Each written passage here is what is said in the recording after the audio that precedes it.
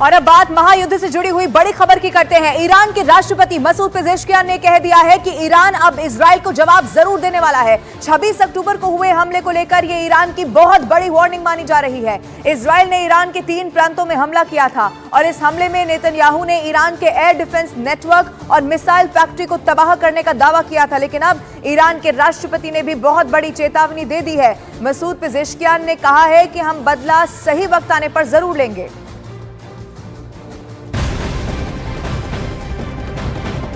और ईरान पर इजराइल के हमले की अब सैटेलाइट तस्वीरें सामने आ चुकी हैं, जिसके मुताबिक दावा यह किया जा रहा है कि इजराइल ने ईरान के पूर्व परमाणु हथियार के ट्रेनिंग सेंटर और मिसाइल केंद्र को निशाना बनाया था। इजराइल ने ईरान के सैन्य ठिकानों पर हमला करने का बहुत बड़ा दावा किया था। अब इसकी बाकायदा सैटेलाइट तस्वीरें सामने आ चुकी हैं और ये सैटेलाइट तस्वीरें ये कहती है, इसमें दावा यह किया जा रहा है कि इजराइल ने ईरान के पूर्व परमाणु हथियार के ट्रेनिंग सेंटर और मिसाइल केंद्र को निशाना बनाया था। इजराइल ने ईरान के सैन्य ठिकानों पर हमला करने का दावा किया था। अब इसी के जवाब में ईरान की तरफ से भी वहां चेतावनी दे दी गई है। अब अगर ईरान इजराइल के खिलाफ जंग का ऐलान करता है तो उसका हश्र क्या होगा? क्या ईरान के पास इतनी फौज है और इतने घातक हथियार हैं जिससे कि इजराइल को वो कड़ी टक्कर दे सकता है? इजराइल के खिलाफ ईरान की जंगी रणनीति क्या होगी, आपको बताते हैं इस खास रिपोर्ट में।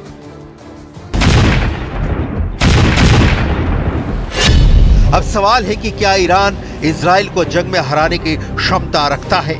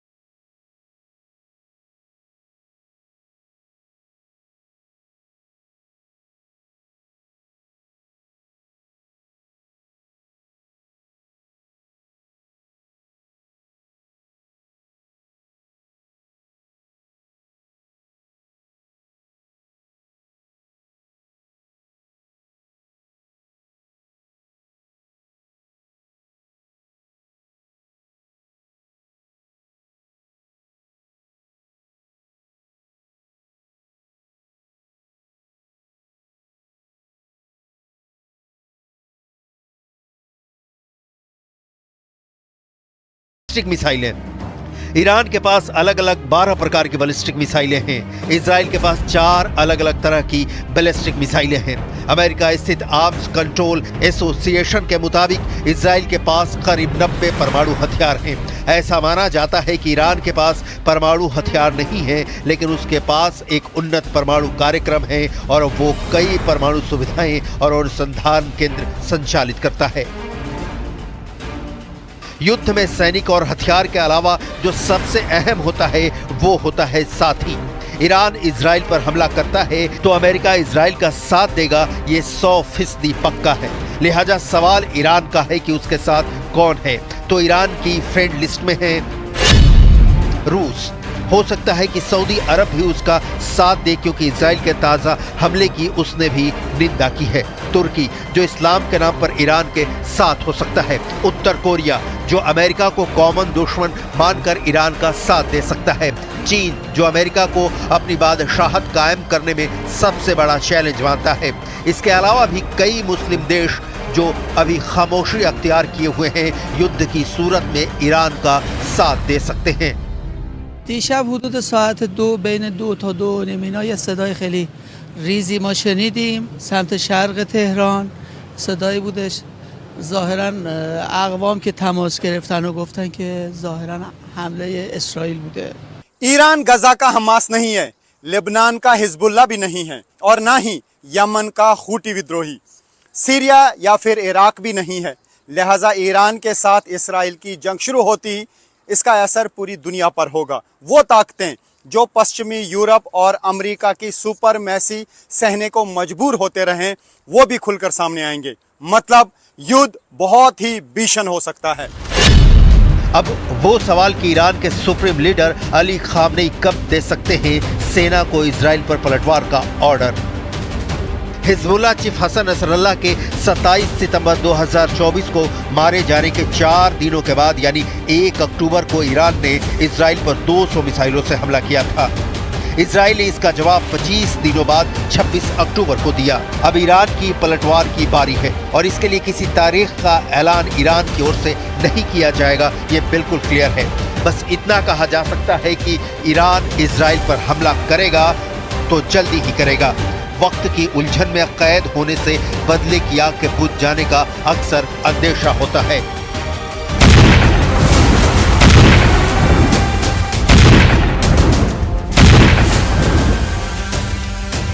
ईरानी सांसद और राष्ट्रीय सुरक्षा आयोग के सदस्य अहमद अज़ाम ने इजरायली हमलों पर कहा,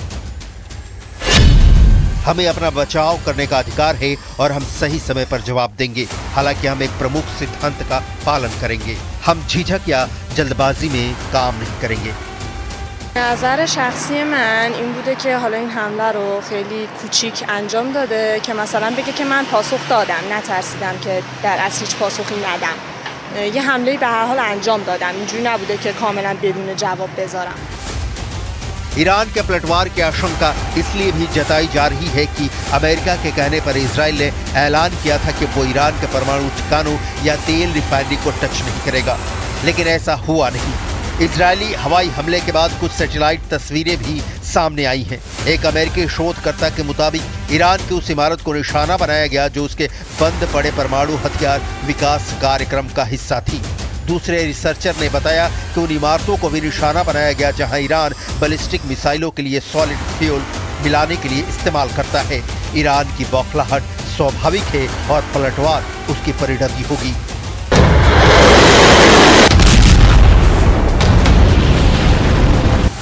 लेकिन दुनिया को जो डर सता रहा है वो परमाणु युद्ध का है। रूस यूक्रेन जंग में पुतिन और उनके सिपह सालार दर्जनों बार परमाणु बम गिराने की धमकी दे चुके हैं। हालांकि अभी इसकी कोई संभावना नहीं दिख रही। इसराइल और ईरान परमाणु शक्ति संपन्न है।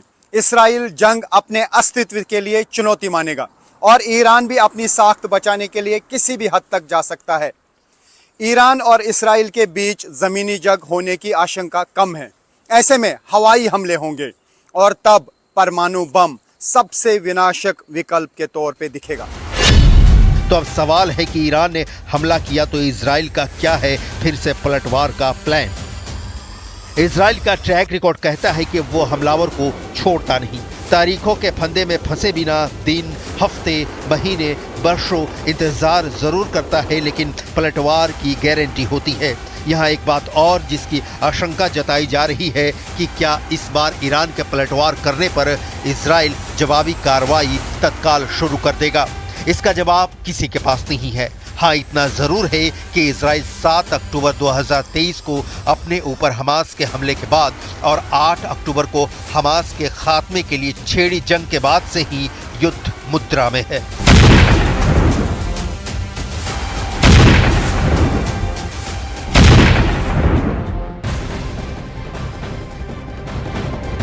और ईरान पर हुए हमले के बाद इजराइल के प्रधानमंत्री बेंजामिन नेतन्याहू का बहुत बड़ा बयान सामने आ गया है। उन्होंने कहा है कि जो भी हमें चोट पहुंचाता है हम भी उसे चोट पहुंचाते हैं और यही हमारा सिद्धांत है। नेतन्याहू ने ईरान पर हमले को सटीक और शक्तिशाली बताया है। उन्होंने कहा कि ईरान पर हुए हमले से हमने अपने सभी लक्ष्य हासिल कर लिए हैं। बेंजामिन नेतन्याहू का यह बहुत बड़ा बयान सामने आया।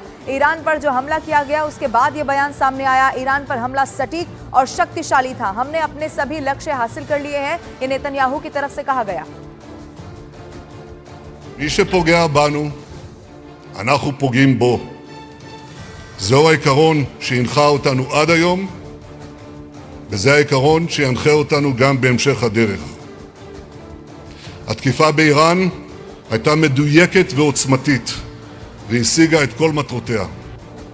इधर लेबनान में जहां जहां इजराइल बम बरसा रहा है वहां जबरदस्त तबाही मची हुई है। अब इजराइल के बारूदी हमले में लेबनान के कई इमारतें खंडर में तब्दील हो चुकी हैं। तस्वीरें सामने आई हैं लेबनान के सीडोन से, जो आपकी टीवी स्क्रीन पर अब आपको दिखाने जा रहे हैं। वहां इजराइल के हमले में कई इमारतों को नुकसान पहुंचा है। कई लोगों के मलबे में दबे होने की भी खबर है, जिन्हें रेस्क्यू किया जा रहा है। ये तस्वीरें बहुत खौफनाक हैं, डरा देने वाली हैं, क्योंकि आप देखिए सिर्फ एक जगह का हाल नहीं है। लेबनान के कई सारे इलाके अभी ऐसे हैं जो खंडर में तब्दील हो चुके हैं, मलबे में बदल चुके हैं, क्योंकि यहाँ पर एक के बाद एक ताबड़तोड़ हमले इजराइल की तरफ से किए जा रहे हैं। ये सिडोन से तस्वीरें सामने आई हैं। आप देखेंगे क्या मकाने, क्या दुकान, सब कुछ इस वक्त तहस नहस हो चुका है। और ऐसे में बताया ये भी जा रहा है, जो मलबे का ढेर आपको दिखाई दे रहा है, इसमें कई लोगों के दबे होने का भी अंदेशा है, यानी कि लोगों को भी नुकसान पहुंच रहा है। उसके अलावा कैसे इमारतें भी जमींदोज हो जा रही हैं, पूरा का पूरा इलाका बर्बाद हो चुका है, इन तस्वीरों में देखा जा सकता है।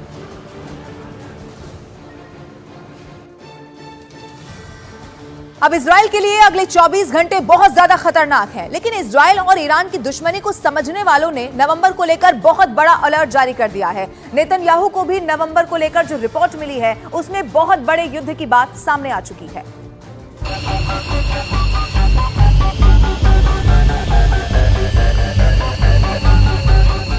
यह है सुरमई रंग का F-15 फाइटर जेट। ये इजराइल का जेट है जो ईरान पर हमले के लिए टेक ऑफ करने जा रहा है। ये है हरे और पीले रंग का F-16। ये भी ईरान पर 26 अक्टूबर वाली एयर स्ट्राइक के लिए तैयार है। इजराइल के ये दोनों फाइटर जेट ईरान की तरफ उड़ान भरने के लिए तैयार हैं। ये दोनों उड़ते हैं और फिर तेहरान के आसमान में दिखता है इनका एयर स्ट्राइक का रिजल्ट। ईरान का दावा है कि बहुत से हमले रोक लिए गए, नुकसान बहुत मामूली हुआ, लेकिन इजराइल के हमले ने दुनिया को डरा दिया है। 1 अक्टूबर 2024 को ईरान ने इजराइल पर 200 मिसाइल फायर की। 26 अक्टूबर 2024 को इजराइल ने ईरान पर जवाबी अटैक किया। अब सवाल है कि ईरान काउंटर अटैक अक्टूबर में ही करेगा या नवंबर तक इंतजार करेगा। مطلب دوم مربوط به این حرکت شرورانه است که دو شب پیش اینجا انجام دادن. خب یه غلطی کرد،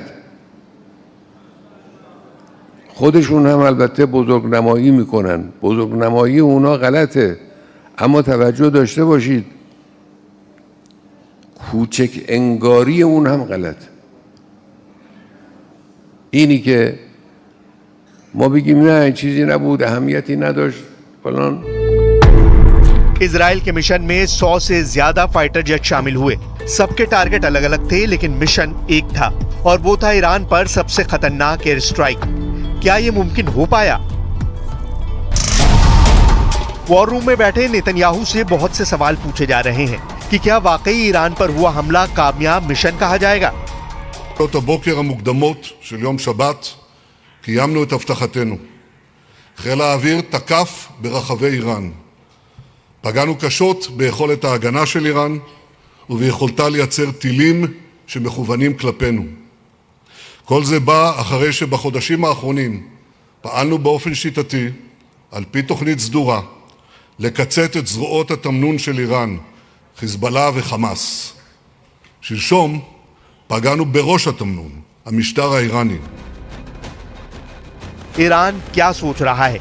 क्या ईरान 25 और 26 अक्टूबर की रात को इजराइल की तरफ से हुए हमले से घबरा गया है? 26 अक्टूबर की रात ईरान पर काफी भारी थी, लेकिन ईरान की लीडरशिप ने ठान लिया है कि जवाब तो देना ही पड़ेगा और इजराइल को इसका इंतजार करना होगा। ईरान में रात भर टेंशन रही, लेकिन सुबह होते होते तेहरान तो सामान्य नजर आया। ईरान की राजधानी में लोगों ने जो कहा वो नेतन्याहू को परेशान कर सकता है।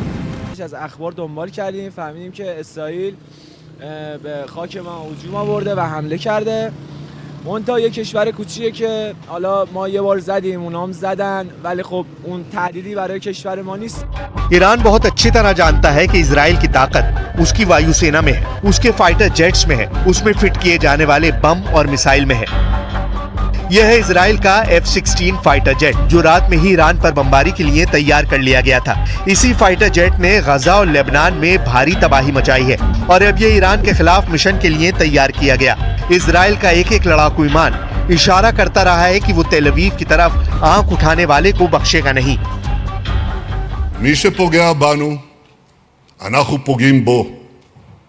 זהו העיקרון שהנחה אותנו עד היום, וזה העיקרון שינחה אותנו גם בהמשך הדרך.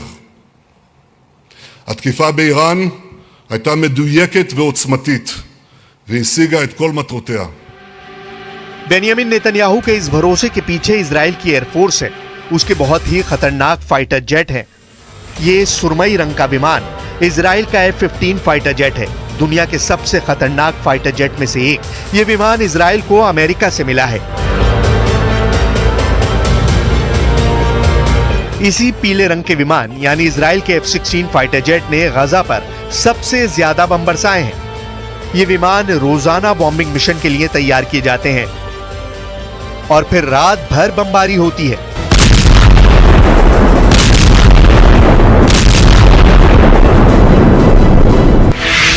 F-16 अमेरिका का सबसे ज्यादा बिकने वाला फाइटर जेट है। ये 2200 किलोमीटर तक की रफ्तार से उड़ सकता है। ये फाइटर जेट 900 किलोमीटर की रेंज में ऑपरेट कर सकता है। इस विमान में बहुत ही आधुनिक रडार और सेंसर लगे हुए हैं। F-16 मल्टी रोल फाइटर है, यानी ये विमान पर भी अटैक करता है और दुश्मन के जमीनी टारगेट को भी तबाह करता है। यह ऐसा सिंगल इंजन वाला फाइटर जेट है जो बहुत ही भरोसेमंद माना जाता है और ये 50,000 फीट की ऊंचाई तक ऑपरेट कर सकता है। ये विमान गजा और बेरूत में कैसे बमबारी कर चुके हैं उसका एक ट्रेलर देखिए। इसी फाइटर बॉम्बर ने गजा की कई मल्टी स्टोरी बिल्डिंग चंद सेकंड में पूरी तरह गिरा दी थी। इस बम से इसराइल ने गजा में भी तबाही मचाई है। यही इस वक्त गजा और लेबनान के खिलाफ सबसे बड़ा खलनायक बना हुआ है। इसराइल ने यही फाइटर ईरान के खिलाफ भी इस्तेमाल किया है। इजराइल और ईरान के बीच इस वक्त हालात बहुत ज्यादा तनावपूर्ण बने हुए हैं। कभी भी दोनों देश एक दूसरे पर जबरदस्त हमला कर सकते हैं। अब इजराइल के पास सबसे बड़ी ताकत उसकी वायुसेना ही है, तो ईरान भी इजराइल को हर मोर्चे पर चुनौती देने के लिए तैयार बैठा है। इसका मतलब यह हुआ कि दोनों देशों के बीच जारी युद्ध अब कभी भी भयावह और ज्यादा विकराल हो सकता है। F-15 और F-16 इजराइल के ये दोनों विमान उसके मजबूत विकल्प रहे हैं, लेकिन इसके अलावा F-35 भी है जो ईरान को देखते हुए इजराइल का सबसे खतरनाक फाइटर माना जाता है। ईरान भी जानता है कि इजराइल के इस फाइटर जेट को रोकने के लिए उसके पास पुख्ता एयर डिफेंस सिस्टम की कमी है। इस वक्त इजराइल और ईरान के बीच तनाव बहुत बड़े युद्ध की शुरुआत कर सकता है। दोनों एक दूसरे पर हमले कर चुके हैं और सवाल उठ रहा है कि क्या आगे ये युद्ध और तेज होगा। क्या इजराइल और ईरान के बीच युद्ध इस महीने के खत्म होते होते लाल अक्टूबर का दर्जा देगा, या फिर नवंबर की शुरुआत दोनों मोर्चे पर खून की नदियां बहाने के लिए की जाएंगी। ये डर पूरे पश्चिम एशिया में फैल गया है कि ईरान और इजराइल का युद्ध नवंबर में एक बहुत बड़ी जंग में तब्दील हो सकता है। अब दुनिया के इस हिस्से में देशों ने अपना कैंप चुनना शुरू कर दिया है और ईरान के लिए सबसे बड़ी खबर तुर्की से आई है। İsrail saldırganlığının hedefi olan komşumuz İran'a ve İran hükümetine geçmiş olsun dileklerimi iletiyorum. Batılı güçler tarafından iyice şımartılan Siyonist İsrail hükümeti bu tarz saldırılarla bölgesel bir çatışmanın fitilini ateşlemeye çalışıyor. इसमें कोई शक नहीं, ये युद्ध शुरू हुआ तो यूक्रेन से भी ज्यादा खतरनाक वेपन इस्तेमाल होंगे, क्योंकि अब रूस ने भी खुल्लम खुल्ला ईरान का साथ देना शुरू कर दिया है। लेकिन दूसरी तरफ बाइडेन है और बाइडेन की पूरी कोशिश है कि इसराइल के हथियारों की धार कम न हो। इजराइल के हमले पूरी तरह कामयाब ना हो, इसके लिए ईरान ने अपना अरमान मिसाइल डिफेंस सिस्टम एक्टिव कर दिया था और यह अब भी रेड मोड में चल रहा है। और यही वजह रही कि इजराइल ने 26 अक्टूबर वाले अटैक के लिए एक प्लान बनाया। प्लान ये कि फाइटर जेट्स ईरान की हवाई सरहद में दाखिल हुए बिना उस पर अटैक करेंगे। ईरान के इंजीनियर दावा करते हैं कि ये स्टेल्थ विमानों को भी ट्रैक करके गिरा सकता है। ये 360 डिग्री में अपने टारगेट को ट्रैक करता है। 200 किलोमीटर की ट्रैकिंग रेंज में इससे किसी भी हवाई टारगेट का बचना मुश्किल है। जब टारगेट 120 किलोमीटर की रेंज में होता है तो इसकी मिसाइल उसे मारकर गिरा सकती है। ऐसा ये 27 किलोमीटर की ऊंचाई पर उड़ने वाले किसी भी टारगेट के खिलाफ कर सकता है। इस पूरे ऑपरेशन में अरमान एक साथ 24 टारगेट को ट्रैक कर सकता है, जबकि उनमें से 6 को मार गिराने के लिए ये एक साथ मिसाइल फायर करने की ताकत रखता है। ईरान का दावा है कि अरमान डिफेंस सिस्टम कंप्लीट पैकेज है, जो बैलिस्टिक मिसाइल के साथ anti radiation missile, cruise missile, guided bomb, helicopter और ड्रोन को गिराने के लिए 2024 में ही तैयार किया गया है। ईरान ने 17 फरवरी 2024 को अरमान मिसाइल डिफेंस सिस्टम पूरी दुनिया को दिखाया था। ईरान का दावा है कि यह पूरा सिस्टम 3 मिनट में तैनात किया जा सकता है और इसकी मिसाइल 20 सेकंड के अंदर अपने टारगेट को पहचान कर उस पर अटैक करने के लिए दागी जा सकती है, फिर चाहे टारगेट स्टेल्थ विमान ही क्यों ना हो।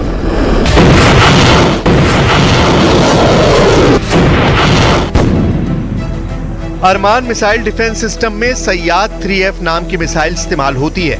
6 मीटर की ये मिसाइल 1000 किलो वजन की है और ये 120 किलोमीटर के दायरे में अपने आसमानी टारगेट पर जाकर फट जाती है। इस बीच इजराइल के अंदर से एक हमले की ऐसी खबर आई जिसने नेतन्याहू को नई टेंशन दे दी है। ये ट्रक तेल अवीव में एक बस स्टॉप में जाकर टकरा गया। सबसे हैरानी वाली बात ये कि यह हादसा या फिर हमला उत्तरी तेल अवीव में मोसाद के मुख्यालय के पास हुआ है। इस हमले या फिर हादसे में 40 लोग घायल हुए हैं, जिसमें से 6 की हालत बहुत ज्यादा गंभीर बताई जा रही है। משאית, כפי שאתם רואים שנמצאת מאחוריי, הגיעה, פגעה באוטובוס ובכ-40 נפגעים שפונו מהזירה בדרגות פציעה שונות. אנחנו מתייחסים לאירוע הזה כאירוע פח"ע. זהות המחבל עדיין לא ידועה, ככל הנראה गजा में तबाही और लेबनान पर जारी हमलों के बीच ईरान और इजराइल के बीच युद्ध रोकने की कोशिश लगातार जारी है। बाइडेन से लेकर पुतिन तक सबने मोर्चा संभाला हुआ है, लेकिन तेल अवीव से लेकर तेहरान तक हर 24 घंटों में चीजें इतनी बदल जाती हैं कि युद्ध आउट ऑफ कंट्रोल हो जाता है। ये बात नेतन्याहू भी जानते हैं और ईरान के सुप्रीम लीडर अली खामेनेई भी कि युद्ध शुरू करना उनके कंट्रोल में है, लेकिन इसका अंत कौन करेगा, इसका अंदाजा इन दोनों लीडर्स को भी नहीं है।